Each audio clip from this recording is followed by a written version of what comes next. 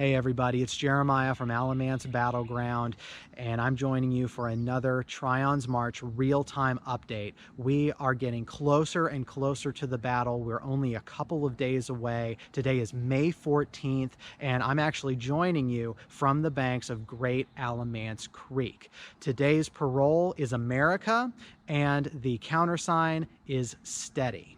Now, I am near where Governor Tryon and his militia had their encampment, the Great Alamance Camp. And yesterday was a very eventful day. There was a lot going on since Hugh Waddell is trapped in Salisbury. Tryon's March has become a rescue mission. You would expect that this would be an eventful day as well, right?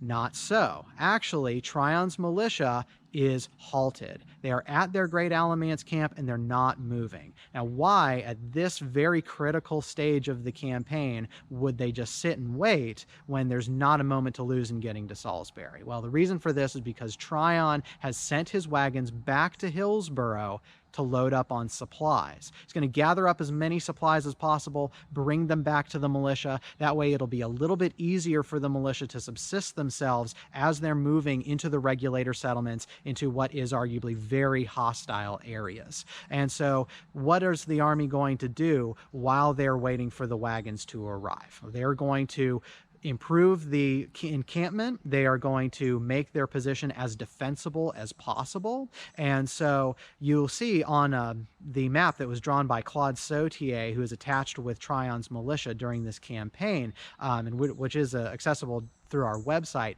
you can see that the encampment that Tryon chooses is in a horseshoe bend in Great Alamance Creek. And if you look at that bend in the creek, that sort of U shape, you will see that the militia lines are in a V.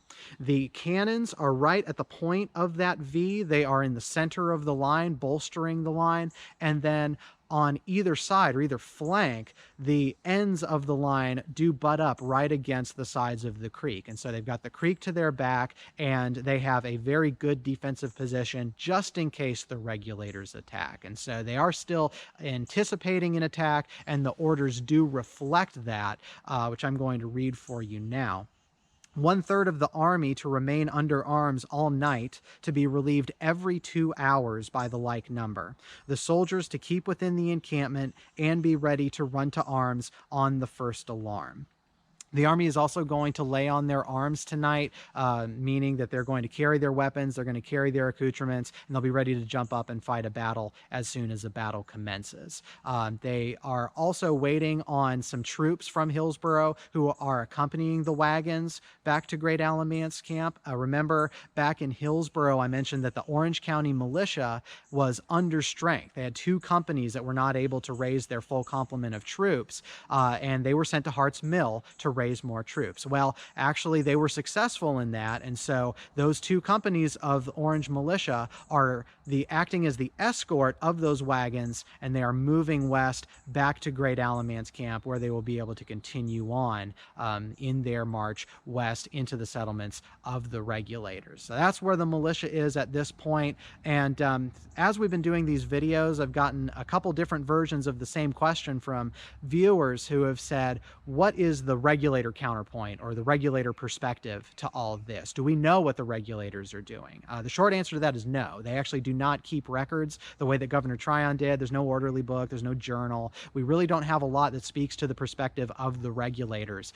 But we do have one piece of documentation, the very last Regulator petition that is sent from the Regulators camp to Governor Tryon on May 15th. So tomorrow, I'm going to be sharing a little bit more of the perspective from the Regulator side, and I'm going to be able to read that petition, and we'll see a little bit about how they write that last petition and what their aims are in trying to get that message to Governor Tryon. So for those who are interested in the Regulator point of view, rather than just concentrating on the militia, we're going to be able to see a little bit about what is going on with them.